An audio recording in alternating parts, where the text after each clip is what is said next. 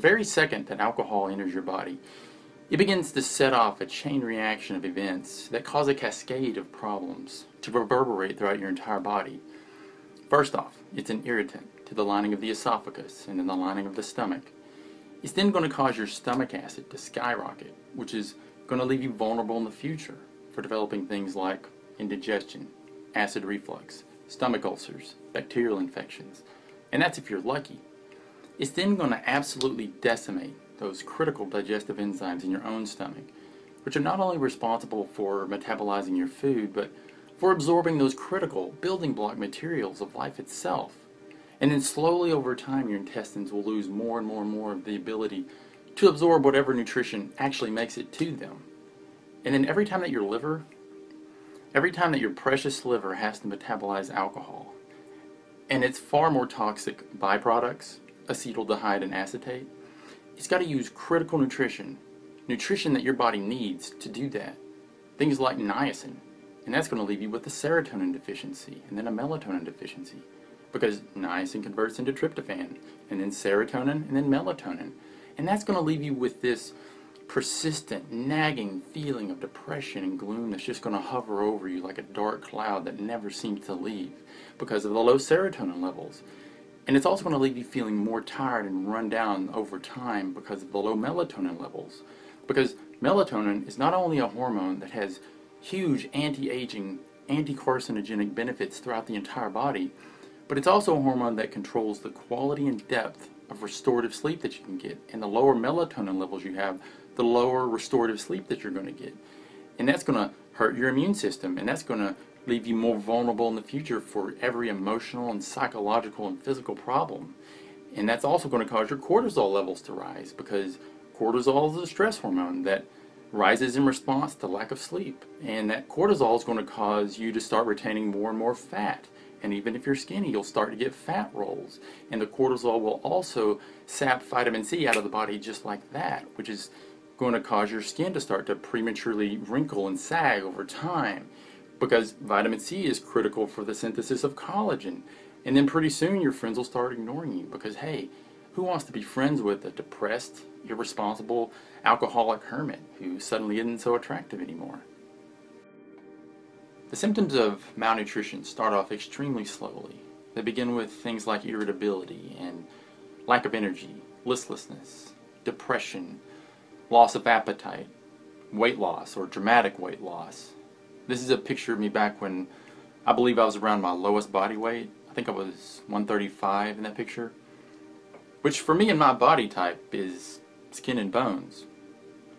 But I'm not unique, and my situation is not unique, because that can happen to anyone.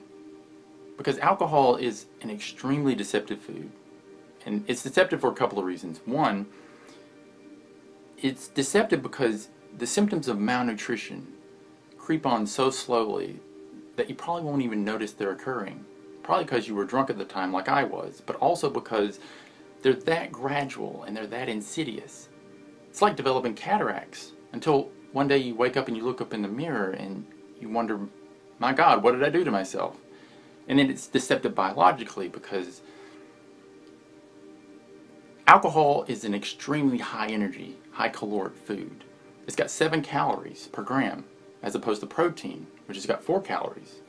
But unlike protein, it's meeting none of your body's nutritional needs. But your brain is fooled into thinking it is, because it's got all these crazy amount of calories. You know, I don't think I've done anything throughout the course of my recovery that's probably benefited me more than when I started eating and drinking raw vegetables. Raw vegetables are loaded with hundreds of powerful synergistic phytochemicals that work together and in harmony to help heal your body from the inside out. Plus they're teeming with digestive enzymes that are going to help you absorb that critical nutrition. And plus, it's going to help you replenish those depleted scores of your own digestive enzymes that have been lost to years of alcoholism and poor diet. And also it's important to think about rebalancing the bacteria levels inside our body and our gut.